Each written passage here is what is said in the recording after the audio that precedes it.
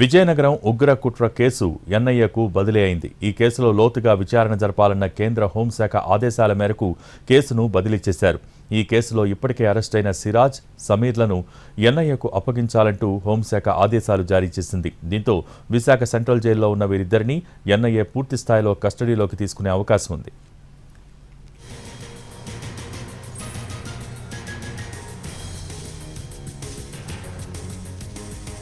హైదరాబాద్, విజయనగరంతో పాటు పలు చోట్ల పేలుళ్లకు ప్లాన్ చేశాడు సిరాజ్.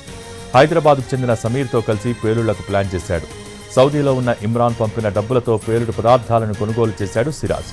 అంతేకాదు ఒక వర్గం వారిని ఆదుకోవాలనే నెపంతో డబ్బులు కూడా కలెక్ట్ చేశాడు.